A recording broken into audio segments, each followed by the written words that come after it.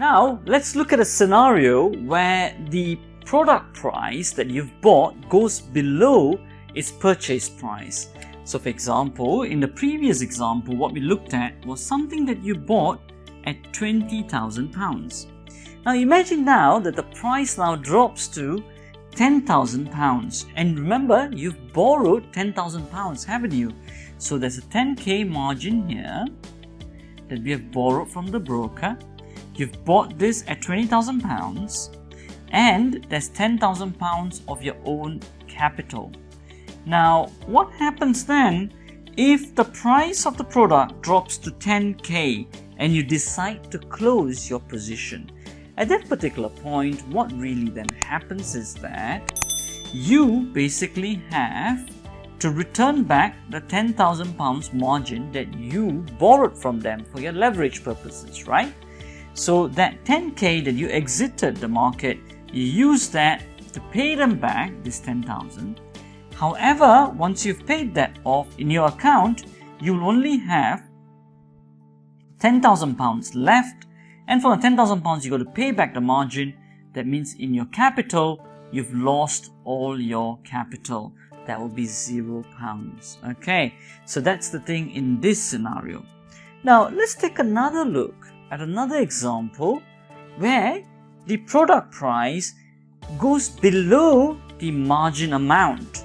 Okay, so let's go through this again. So we have £20,000 of product that we bought with a £10,000 capital, as I've mentioned here.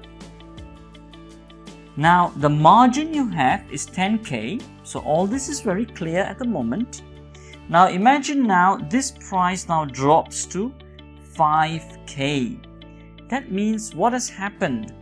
Now you need to pay back that margin 10k, but there's not enough money in your account. All you have is only 5,000. How are you going to pay back the margin? You're still £5,000 in deficit.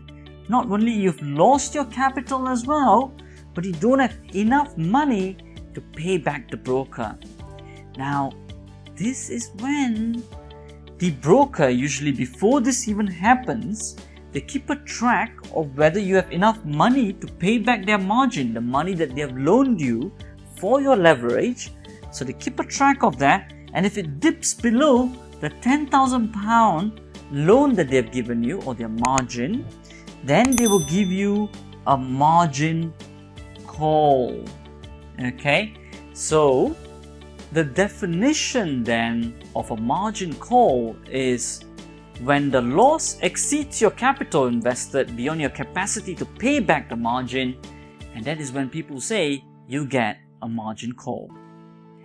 Now this is why it is very, very important to determine your risk upfront before you invest your money, so that you can then avoid a margin call. Now some professional traders would then use this very critical thing of what we call a stop loss. What a stop loss does is that it minimizes your loss, so that you know even before you enter a trade how much your risk is, and you usually use the stop loss in a way that you can then afford that risk and to limit your downside. We trust you enjoyed our Traders Education Center tech video. To unlock the full tech modules for free, click on the link below and hit the subscribe button. Then go ahead to register with your contact details and create your unique username and password to enjoy the fully unlocked tech modules.